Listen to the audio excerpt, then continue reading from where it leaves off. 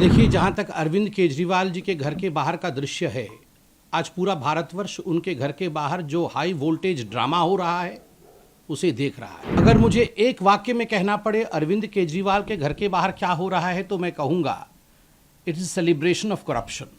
जश्न भ्रष्टाचार बनाने की कोशिश आम आदमी पार्टी के नेता और आम आदमी पार्टी के कुछ मंत्री कर रहे हैं। बोए पेड़ बबूल का तो आम कहाँ से खाए, करे घोटाला शराब का तो आराम कहां से पाए। अतिशी जी कह रही हैं अरविंद केजरीवाल एक व्यक्ति नहीं है, वो एक आइडिया है। Then I should say he is a bad idea. Arvind Kejriwal एक बैड आइडिया है। देखिए, जहां तक अरविंद केजरीवाल जी के घर के बाहर का दृश्य है, आज पूरा भारतवर्ष उनके घर के बाहर जो हाई वोल्टेज ड्रामा हो रहा है उसे देख रहा है। अगर मुझे एक वाक्य में कहना पड़े अरविंद केजरीवाल के घर के बाहर क्या हो रहा है तो मैं कहूँगा it is celebration of corruption. जश्न भ्रष्टाचार बनाने की कोशिश आम आदमी पार्टी के नेता और आम आदमी पार्टी के कुछ मंत्री कर रहे हैं। ये कोई पहला केस नहीं है। बोए पेड़ बबूल का तो आम कहाँ से खाए, करे घोटाला शराब का तो आराम कहाँ से पाए। ये शराब के घोटाले का विषय है और कौन सी कोर्ट तक शराब का घोटाला नहीं पहुंचा है। कौन सी ऐसी एजेंसी है जिस एजेंसी ने इस घोटाले की जांच नहीं की है, और कौन सा ऐसा दिल्ली वासी है, कौन सा ऐसा हिंदुस्तानी है जो इस विषय के तथ्य से, इस विषय के फैक्ट्स से अनभिज्ञ है। हर व्यक्ति जानता है कि प्रश्न कोई आज से पूछा नहीं जा रहा है। विगत 3 वर्षों से अरविंद केजरीवाल जी से आम आदमी पार्टी से सवाल पूछे जा रहे हैं।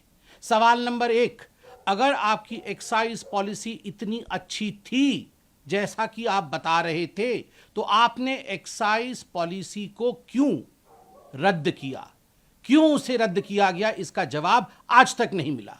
आपने कार्टेलाइजेशन शराब के पूरे तंत्र में कैसे आप लेके आ सकते थे।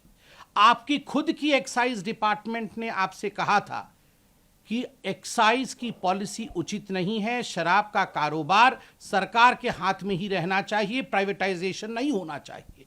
आपने उसे रद्दी के टोकरी में क्यों फेंका। खुद के सरकार के बड़े विभाग द्वारा दिया हुआ जो एडवाइस था उसे क्यों नहीं माना। ब्लैक लिस्टेड कंपनी को आगे बढ़ा करके अपने यारों को, अपने दोस्तों को ठेका देने का काम क्यों किया। सबसे बड़ा प्रश्न उठता है, पहले 5% कमीशन दिया जाता था, आपने बढ़ा करके 12% कमीशन किया, और बैकडोर कमीशन जो 7% की अधिक कमीशन थी वह आपने ब्लैक मनी के रूप में रिसीव किया। क्या दिल्ली की जनता समझती नहीं है? क्या हिंदुस्तान की जनता इन बारीकियों को जानती नहीं है? विजय नायर कौन था? आज रिकॉर्डेड स्टेटमेंट है, स्टेटमेंट्स हैं ईडी के पास, सीबीआई के पास, उन तमाम जांच एजेंसियों के पास जिन लोगों ने कई करोड़ रुपए किकबैक के रूप में रिसीव किया, और रिसीव करके इसको कहां कहां ठिकाने लगाया, किस बैग में इन्हें लेके गया। ये सारे विषय आज पब्लिक डोमेन में है। इन सारे विषयों की जांच हुई है। 14 महीने से मनीष सिसोदिया इसी विषय में जेल की सलाखों के पीछे हैं। कोई ऐसा कोर्ट हिंदुस्तान में बाकी नहीं है जहां आम आदमी पार्टी और अरविंद केजरीवाल जी ने जाके झूठ का पुलिंदा फैलाने की कोशिश नहीं की हो। मगर उसके बावजूद किसी कोर्ट से मनीष सिसोदिया को रिलीफ नहीं मिला। संजय सिंह बड़े बड़े भाषण दे रहे थे, जेल के अंदर हैं, आज भी उन्हें रिलीफ नहीं मिला है। तथ्यों के आधार पर काम करती है कोर्ट, तथ्यों के आधार पर काम करते हैं ये जो जांच एजेंसी है। ये गेट के बाहर, घर के सामने बड़े बड़े वचन से, ड्रामा से कुछ नहीं होता है।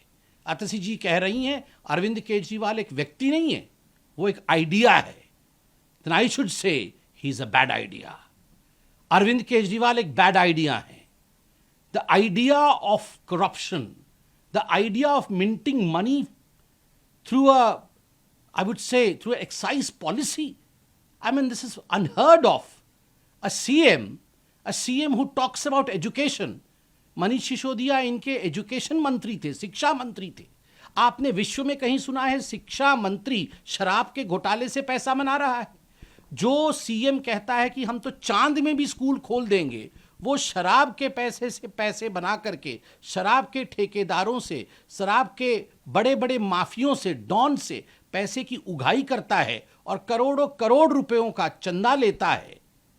क्या यह विषय आज दिल्ली से छुपा नहीं? तो स्वाभाविक रूप से अगर इस प्रकार की कार्यवाही, घोटाले किए जाएंगे तो कार्यवाही होना ये हिंदुस्तान के संविधान और हिंदुस्तान के कानून के दायरे में हो रहा है। क्या कारण था कि दिल्ली हाईकोर्ट तक जाना पड़ा और दिल्ली हाईकोर्ट ने उन्हें रिलीफ नहीं दिया? उससे पहले राउज एवेन्यू कोर्ट, जो लोअर कोर्ट है, लोअर कोर्ट में भी समन्स को लेकर अरविंद केजरीवाल जी गए थे कि ये समन्स गैर कानूनी है, सेक्शन 174 के अंतर्गत।